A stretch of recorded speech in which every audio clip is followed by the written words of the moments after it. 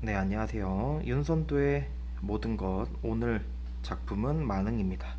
그래서 만흥부터 시작해서 윤선도들의 작품들을 조금 다뤄볼 텐데요. 첫 번째 시간이 만흥입니다. 이 만흥에 대해서 항상 공부하기 전에 우리가 공부할 때 보면 작품의 내용부터 보고 뒤에 핵심 정리를 보니까 오히려 공부의 효율이 좀 떨어지는 거거든요. 그래서 공부할 때는 항상 어, 뒤에 핵심 정리를 먼저 보시고 공부하는 걸 좀 추천을 드립니다. 여기도 한번 보시면 작자는 윤선도, 출전은 고산 유고 중에 산준신고, 뭐 이런 건 별로 중요하지 않아요. 여기서 우선 중요한 건 연시조라는 게 우선 첫 번째 중요하겠네. 윤선도는 우선 이게 포인트입니다. 연시조 하면 대표적인 게 아, 윤선도다. 그러면 연시조는 왜 중요하냐? 연시조는 지금 보시면 평시조를 여러 개 나열하는 형식으로 되어 있거든. 그럼 결국 뭐냐? 이거 자체가 벌써 반복입니다. 그러니까 하나의 수든 두 개의 수든 세 개의 수든 전부 다 연시조는 같은 주제를 반복하는 경우가 대다수지. 그러다 보면 주제를 강조하는 효과를 가져오는 게 연시조예요. 그래서 우리가 연시조는 첫 번째 강조하기 위해서 쓴다는 걸 알아두셔야 되고, 두 번째는 시험에서 연시조가 어려운 이유는 연시조는 하나의 연만 시험에 갖고 왔을 때 어려운 거야. 하나의 연만 갖고 오면 뭐처럼 평시조로 착각할 수 있는 포인트가 있거든. 그래서 우리가 요거를 조금 유의하셔야 돼요. 그래서 윤선도는 연시조일 가능성이 굉장히 높으니까 요런 걸 착각하지 않도록 조심하셔야 되고, 그 다음 한정가. 윤선도의 모든 것 지금 작품 개별 작품으로 가고 있는데, 그 전에 윤선도는 누구인가 라는 우리가 작가론을 제가 간단히 찍었었죠. 그걸 먼저 보고 오셔야 돼요. 그래서 한정가도 제가 그때 강호가도와 강호한정을 설명했으니까 보시고, 주제를 볼까요? 자연에 묻혀 사는 은사. 여기 굉장히 중요한 단어가 나왔네. 은사. 그때 제가 거기 보시면 사대부에 대한 설명, 사대부의 모든 작품을 분석할 때 분석하는 틀에 대해서 한번 설명을 했었는데, 지금 이 사자가 왔잖아. 그리고 은자가 왔지. 그럼 내가 이 은자 말고도 거라든지 퇴라든지 이런 것들이 나오면 똑같이 강호, 자연에 은거하다, 자연을 즐기는 삶, 강호한정 이렇게 연결하라 했었고, 출이라든지 진이라든지 이런 단어들이 나오면 속세, 벼슬길의 가치관 이렇게 연결하라고 했었죠. 그러니까 지금 벌써 이 자연에 묻혀 사는 은사라는 개념에서 벌써 이 사람의 개념이 가치관이 강호, 한정이라는 걸 우리가 깨달을 수 있어야 돼. 제가 이전에 찍었던 영상 한번 찾아보시기를 바랍니다. 그리고 나서 군은, 군은은 임금에 대한 충이죠. 그럼 결국 얘는 뭐냐? 강호 한정에 충이 더해졌기 때문에 결론적으로는 강호 가도가 되어버린다. 그래서 제가 윤선도 하면 일반적으로 강호 한정이 대표지만, 의외로 윤선도의 작품들을 보면 만흥도 그렇고 견해어도 그렇고 오히려 뭐가 많다? 강호 가도. 근데 대부분은 어떤 식이냐면 앞에는 강호 한정을 얘기하다가 마지막에 군은이라든지 역군은이셨다라든지 요런 단어들을 통해서 어디로 귀결시키는, 강호 가도로 귀결시키는 구조를 많이 가져온다는 걸 알아두시면 좋겠네. 그럼 특징을 한번 가봅시다. 여기 바로 나오죠. 속세라는 공간, 벼슬길이죠. 자연을 대비함으로써 주제를 강조하는데 어디에 초점이 있겠어? 당연히 자연에 초점이 있겠죠. 그 다음에 이 자연에 촉점이 있기 때문에 물화일체, 자연친화, 안분지족 이런 개념들은 기본적으로 나오는 거고, 그러다 보면 이런 것들을 다 가지고 있었던 뭐 10년을 경영하여 이런 작품들도 떠올 수가 있겠네. 그 다음 이 4번의 특징도 괜찮죠. 재밌는 게 나왔네. 육수를 제외하고는 각 수마다 초장, 중장에서는 속세, 자연에 대한 대립을 통해서 자연 속에서 삶이 월등히 낫다는 가치관과 자부심을 드러내는 시상전개 방식. 이게 무슨 말이냐면 시조가 3장 체계로 돼 있잖아. 그래서 구성이 우리가 초장이 나오고 중장이 나오고 종장이 나올 거야. 그러면 이 초장과 중장의 내용들은 전부 다 어떻게 돼 있냐? 속세와 강호. 속세는 벼슬길을 뜻하는 거고, 강호는 자연을 뜻하는 거지. 그러니까 결국 이 속세 벼슬길은 결국 뭘 추구하냐? 부귀하고 공명, 부하고 귀하면서 이름을 멀리 날리는. 근데 강호는 결국 강호 한정을 뜻하는 거지. 자연에서 즐기는 삶의 태도. 그래서 초장과 중장은 속세와 강호의 대비가 계속 나타나는 거야. 근데 결국 종장에 가면 뭐로 끝나냐? 이 자연에 대한 귀로 끝나는 구성을 가지고 있다. 이게 지금 여기서 말하고 있는 특징이라고 보시면 되겠죠. 그래서 지금 여기서 정리했던 내용은 요렇게 굉장히 중요한 내용들을 지금 연결할 수가 있겠네. 그 다음 5번 보시면 육수에서는, 그래서 아까 여기 말했던 거죠. 5수까지 1에서 5수까지는 지금 강완정을 얘기하다가 육수에서 구는 역구는이 나오면서 강호 가도로 끝내는.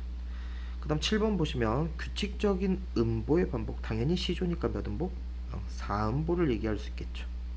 그래서 시조는 4음보의 짧은 형식을 지녔기 때문에 단가 계열로 조선시대에 불린다면 가사라는 갈래는 어떻게 되는 거야? 4음보를 연속체로 썼기 때문에 장가 계열이다. 요게 요즘에 수능에서 나오는 긴 지문에서 많이 보이는 지문의 형식이죠. 그래서 우리가 이런 것들도 기본적으로 알아야 되고, 윤선도는 다른 노래를 좋아했던 정철이라든지 이런 작가들에 비해서 특이한 점이, 제가 작가론 할 때 얘기를 했는데 가사를 짓지 않았다. 시조만 지었다는 게 굉장히 특이한 표현들. 그 다음 8번 보시면 서리적 표현, 당연히 서리적 표현을 통해서 강조. 그 다음에 동일한 시적 대상을 지칭하는 다양한 시어. 자연을 여기서 지칭하겠죠. 지금 작품에서 자연을 강산이라고도 하고, 산수간 바회 아래 라는 표현도 쓰거든. 이렇게 자연을 다양한 시어를 통해서 보여주는데, 그게 뭘 보여주냐? 화자의 지향하는 세계, 자연 귀의를 지금 보여주는 거죠. 의인법을 통해서 화자가 추구하는 삶의 모습, 뭐 이런 것들은 기본적으로 찾을 수 있어야겠고. 그래서 1에서 5수 보시면 안분지족, 안빈낙도, 무라일체, 임천하능, 자연기 전부 다 강호 한정에 대한 이야기가 나오지. 근데 지금 보시면 군은을 지금 육수에서 얘기함으로써 결론적으로 뭐가 돼버린다? 강호 가도가 되어버린다. 그래서 5수까지가 나오냐, 육수가 포함돼서 나오냐에 따라서 주제의식이 굉장히 달라지겠지. 그래서 1수에서는 안분지족, 이런 거 공부할 때도 포인트를 잘 잡는 게 좋아. 지금 보면 얘네들 둘 다 가난함이야. 근데 조금 태도에서 거의 비슷하게 보죠. 이런 거 비슷한 게 뭐 자연치나 이런 것들도 비슷하겠지만, 이 차이를 볼 때 뭐로 접근을 하시냐? 키워드예요. 안분지족은 족의 포인트가 있는 거야. 가난하지만 만족하는 삶의 자세가 포인트라면, 안빈낙도는 락, 가난하지만 즐기는 삶의 자세. 무랄지 자연과 내가 하나 되고, 임천하는 자연에서 흥을 느끼는 거고, 자연에 귀의하는. 결국 1에서 5수까지는 강완정을 얘기하다가 마지막 이 모든 것이, 이 자연에서 즐기는 모든 감정이 누구의 은혜다? 임금의 은혜다. 군은으로 끝내는. 그래서 이러한 구성을 지니는 것들은 대표적으로 맹사성의 강호 사시가라는 작품에서 시작돼 가지고 계속 이어지는. 그래서 이 맹사성의 강호 사시가는 이런 표현이 나오죠. 역군은 이셨다. 모두 임금님의 은혜이십니다. 라는 구절을 통해서 정리를 하는. 그래서 요 정도의 기본적인 만응을 볼 때 지식 정리가 좀 필요할 것 같습니다. 그래서 요 정도 정리해봤고, 이제 실제 작품으로 들어가서 만응이라는 작품을 한번 분석해 보도록 합시다.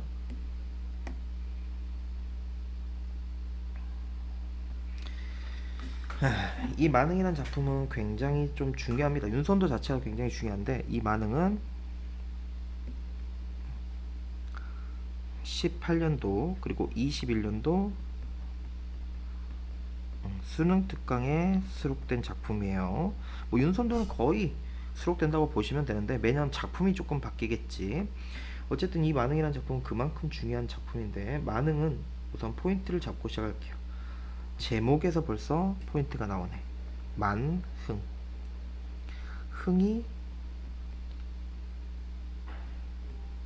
가득 차다 정도의 의미로 볼 수 있겠지. 그래서 우리가 저 만자는 우리 문학에서 자주 나오니까 가득 차다 요 정도의 의미로 해석되는 알아둘 필요가 있습니다. 그래서 만흥은 흥이 가득 차다인데 어디에 흥이 가득 찼겠어?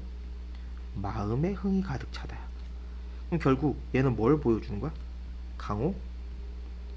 한정을 보여주겠지. 결국 우리가 배운 지식을 정리하시면 이렇게 되겠네요. 어디를 벗어나서? 속세. 다른 말로 벼슬길을 벗어난 어디에서? 강호, 자연에서. 뭘 느낀다? 흥취를 느끼는 것을 만흥이라는 지금 제목을 통해서 보여주고 있는, 굉장히 여기서 그냥 집약됐다고 보시면 되겠지. 그럼 실제 한번 작품 분석으로 가볼게요. 산수간 바위 아래. 벌써 이게 뭐야? 이게 강호, 자연을 보여주는 거네. 강호 자연의 띠집. 띠집은 쉽게 얘기하면 소박한 집, 초가집 정도로 생각하시면 돼요. 이 띠집을 짓노라 하니 그 모르는 남들, 자신의 뜻을 모르는 남들이란 뜻이겠지. 자신의 뜻을 모르는 남들은 비웃는다 하지만 그래서 여기는 조금 해석이 자신의 뜻, 그것이 지금 자신의 뜻이야. 자신의 뜻을 모르는 사람들은 비웃는다 하지만 어리고, 우리 고전에서 어리고는 어리석다 의미지. 어리석고 혐의 뜻에는 이때 혐은 시골에 사는 물정 모르는 자신의 뜻을 얘기하는 거거든. 그러니까 결국 얘는 혐의 뜻이라는 표현은 자신을 겸손하게 지금 표출을 하는 거야. 자신을 겸손하게 표현한 뜻이고, 이 모든 것이 자신의 뭐래요? 분. 우리 문학 고전에서 분은 분수를 얘기한다. 결국 여기는 뭘 얘기하는 거야? 안분지족이라고 아까 얘기를 했죠. 가난하지만 자신의 삶에 만족하는 삶의 태도가 나오네. 그 다음 이어서 볼까요? 보리밥 푼나물, 굉장히 소박한 음식들이지. 아까 띠집과 비슷하죠. 보리밥 푼나물을 알맞추게 먹은 후에 바위 끝 물가에 슬카지는 고전에서 많이 나옵니다. 실컷 논이노라. 실컷 논다. 그 남은 여남은 일이야. 요거 굉장히 중요한 표현이죠. 정말 많이 나옵니다. 이따가 견해어에서도 나올 텐데, 여남은은 원래 문법에서 열 플러스 남은이야. 그러니까 10개 하고 남아야 되거든. 그래서 11개 정도를 문법적으로 얘기하는 거예요. 그래서 우리 고전에서 이 연화문이 나오면 이렇게 해석하시면 돼요. 문학에서는 둘 중에 하나입니다. 첫 번째, 다른 정도로 해석하시거나, 두 번째, 11개 정도면 많죠? 그래서 많은 정도로 해석을 하시면 돼. 그러면 여기서는 어떤 해석이 더 좋아? 그 남은 연함은 일이야. 그 남은 다른 일이야. 불호할 줄이 이시랴. 불호할 줄이 이시랴. 이시다가 있다라는 뜻이거든. 그럼 얘는 해석을 불호할 줄이 있겠는가 정도의 서리법으로 보시면 되겠지. 그러면 서리법은 반대로 강조한다라고 이해하시면 되거든요. 그러면 그 남은 다른 일은 불호할 것이 없다라는 얘기야. 그러니까 당연히 여기서는 어떤 태도가 나타나? 자신을 즐기는 안빈낙도 정도가 좋겠지. 그 다음 삼수를 한번 가봅시다. 잔을 들고 혼자 앉아서 먼 산을 바라보니. 이때 잔을 뭐 하는 거야? 지금 술 먹으면서 먼 산 보는 거야. 굉장히 지금 자연을 즐기고 있지. 그리워하던 정도의 의미겠죠. 그리워하던 님이 온다고 반가움이 이러하랴. 또 서리법이 사용됐네. 그 말은 뭐야? 그리워하던 이미 와도 지금 자연을 즐기는 흥만큼의 반가움이 아니다. 그럼 결국 뭐야? 자연을 즐기는 감정이 더 좋다는 얘기지. 말도 웃음도 안 해도 못내 듀하노라. 그래서 우리 중세에서는 듀타와 듀타를 구분하셔야 돼요. 물론 얘가 축약되면 듀타라고도 쓰겠고, 얘가 축약되면 조타라고도 쓰겠지. 근데 조심하셔야 되는 게 현대는 이게 좋다지만 중세 때는 이 좋다가 좋다의 의미고 이 좋다는 깨끗하다의 의미야. 그러니까 여기도 말도 웃음도 안 하지만 마냥 좋아한다라고 해서 여기서는 무라일체, 자연과 내가 하나 되는 무라일체 감정이 지금 나오고 있네. 근데 저는 개인적으로 내신이든 모의고사든 수능이든 제일 중요한 구절은 이 라가 기본적으로 괜찮습니다. 지금 보시면 여기서 포인트를 가져야 되는 키워드들은 삼공, 만승, 임천하는이야.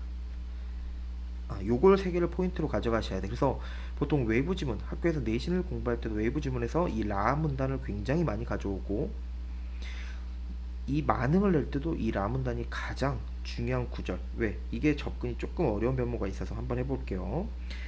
누가 삼공은 삼정승이야. 삼정승보다 낫다 하더니 만승, 이 만승은 만승천자라 해서 만개의 수레를 가진 천자를 얘기하는 거거든. 만승천자가 이만하겠느냐. 이제로 해다 생각해보니 소부, 허유, 소부나 허유는 중국의 고사에 나오는 인물들인데 특히 허유가 좀 유명하죠. 허유 고사를 보면 이런 게 나오지. 어느 왕이 허유에게 자기가 이제 왕이 하기 싫으니까 네가 해라 라고 했더니 허유가 듣기 싫은 소리를 들었다 해가지고 깨끗한 물에 가서 그 귀를 씻었다는 일화가 전해지죠. 그만큼 허유는 속세에 대한 뜻이 있어 없어? 전혀 없는, 자연을 즐길 때 대표적으로 나오는 사람이라고 생각하시면 돼. 그러니까 이 소부와 허유와 약도떠라, 보시면 이거 조심하셔야 돼. 이 약도떠라가 야갔더라 이렇게 많이 얘기를 하는데 이거 조심하셔야 돼요. 여기서 우리가 문법적으로 돛이라는 표현을 조금 조심하셔야 돼. 이 돛은 감탄과 감동을 나타내는 선어말음이야. 그러면 야같다는 감탄 감동은 긍정적인 건데 야같다는 부정적인 의미지. 안 맞다는 얘기야. 그래서 여기서는 오히려 소부와 허유가 영리하더라 정도의 의미로 해석하시는 게 맞습니다. 긍정적으로 해석하셔야 돼. 왜냐면 이 삼공이나 만승, 임천하능이 그래서 중요한 건데 누가 삼공, 그럼 삼공이 왜 지금 중요하냐. 이 삼공은 정치 권력을 얘기하는 겁니다. 삼정승, 정치 권력. 그러면 만승은 뭐냐? 만개의 수레를 가진 그만큼의 경제력을 지닌 사람들을 얘기하는 거야. 그러면 결국 이 삼공이나 만승은 전부 다 속세적인 관념이라는 게 굉장히 중요하겠지. 그러니까 속세를 가진 사람들을 보고 이제 생각하니 소부 허유가 영리하더라. 왜? 얘네는 이 속세, 정치 권력이나 경제력을 따르는 게 아니라 자연을 즐겼던 사람들이라고 아까 방금 얘기를 했지. 그러니까 이 사람들이 야같더라가 아니라 영리하더라 라고 표현하는 게 훨씬 좋겠지. 아마도 임천하는 자연을 즐기는 흥을 비길 곳이 없어라. 비할 데가 없대. 그래서 이 임천하능은 뭐를 대표하는? 강호, 자연을 대표하는 관념으로 보셔야 돼. 그래서 지금 이 삼공이나 만승과 임천하능을 대립적, 대비적, 대조적으로 보시는 게 굉장히 중요해요. 그래서 이런 것들은 뭐 상충곡에서 나와도 좋고 강호와 속세의 대비가 되는 어느 작품이든 써먹기가 굉장히 좋은 구절이니까 정리해 놓으시면 좋겠네요. 그 다음 마문단으로 한번 갑시다. 내 성이, 이때 성은 본성이겠죠. 내 본성이 게으르더니 그걸 누가 알았대? 하늘이 아셔가지고 인간의 모든 일을 하나도 안 맡긴대. 여기서 우리가 의인법을 지금 볼 수 있지. 의인법. 다만 다토리 이것도 조심하셔야죠. 중세가 연철인 걸 기본적으로 생각하면 얘는 다톨 이렇게 보셔야겠지. 그래서 다톨에 의존명사 이가 오고 제로 주격. 다툴 사람이, 다툴 상대가, 다툴 사람이 없는 강산. 강산 뭐겠어? 자연이죠. 강산을 지키라 시도또다. 그러니까 결국 여기까지는 전부 다 뭐에 대한 이야기야? 자연을 지키는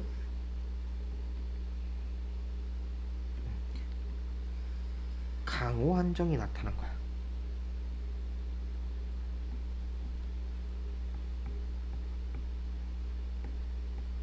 근데 이 바문단이 나타나면, 육수가 나타나면 완전 내용이 달라지는 거지. 강산 또 자연이죠. 강산이 교타한들, 여기 나왔었지? 교타, 조타한들 내 분수로 누워 있겠느냐? 그럼 지금 자연에 누워 있는 건 자기 때문이 아니야. 자기의 분수로 누운 게 아니야. 뭐 때문이야? 임금의 은혜 때문이다.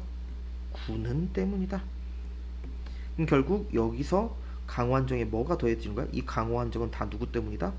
임금의 은혜 때문이다 라는 게 더해져 버리지. 결국 이걸 통해서 강호 가도가 돼버린다는. 그래서 이제 더욱 알겠구나. 아무리 갚고자 해도 할 수 있는 일이 없구나. 왜? 임금의 은혜가 너무 커서 내가 자연을 즐길 수 있었던 건 모두 임금의 은혜잖아. 그 은혜가 너무 커서 내가 할 수 있는 일이 없다. 그만큼 임금의 은혜에 감사한다. 크다. 라는 정도의 의미가 될 수 있겠지. 그래서 이 만흥은 굉장히 어디를 갖고 오냐에 따라서 중요도가 달라질 수 있는 작품이자, 우리가 윤선도의 개별 작품론의 첫 시간이지만 윤선도의 기본적인 특징을 다 볼 수 있는, 근데 이걸 공부해 놓으면 견해어도 비슷하게 볼 수 있어. 견해어도 이런 것처럼 앞에서는 강호 한정에 마지막에 군은을 더하는, 이런 것들은 견해어에서도 나오고 맹사성의 강호사시가에서도 나오고, 강호가도와 강호한정을 보여줄 때 가장 중요한 포인트들이 될 수 있으니까 정리를 해놓는 게 굉장히 중요한 일이 될 거라고 생각을 합니다. 그래서 꼭 정리해 볼 작품 첫 번째, 윤선도의 만행이었어요. 그럼 다음 시간에 견해어로 한번 보도록 합시다.